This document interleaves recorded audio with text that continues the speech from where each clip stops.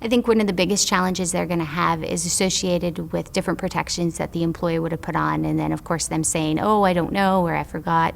You have to make sure that consent really allows you access with the passwords.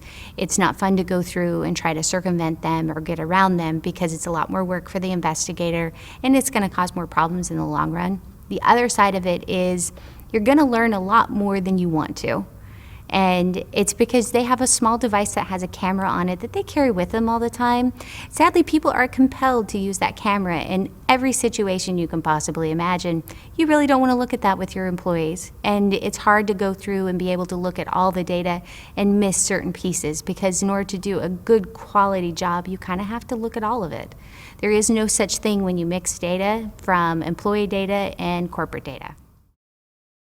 Jailbreaking is the ability to take an Apple device, an iOS device, and it unlocks the file system of the device. So Apple has built a 10-foot concrete wall around the operating system of the device. And when you jailbreak it, essentially you just put a whole bunch of holes in that wall or doors that allow things to access that operating system different than it did before.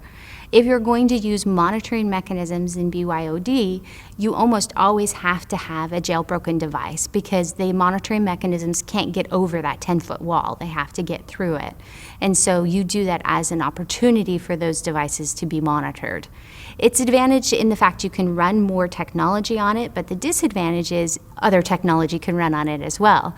So if it's jailbroken, it means that things like malware or spyware can run on the device, where when it wasn't jailbroken, it couldn't.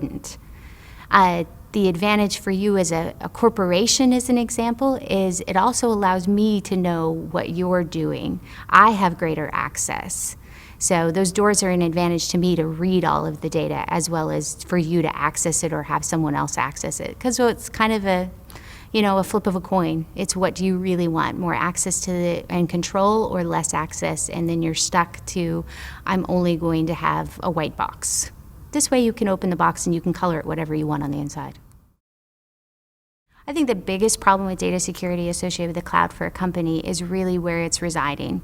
And the reason that's a problem is because obviously as soon as you cross different borders, you're changing into different legalities and different rules associated with it, and not knowing where that exists. The other is residency.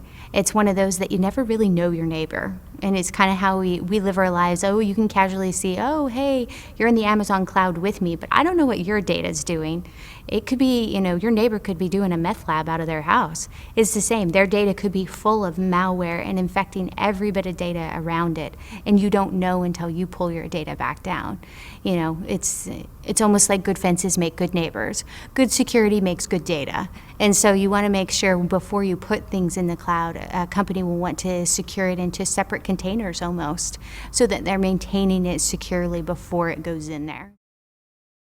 I think when you really go big scale of emerging technologies, you really start getting into things like augmented reality and virtual reality, and where you're actually going beyond what you're naturally seeing, which is where you see like Google Glass coming in, and they're actually on the lower end of some of the devices out there.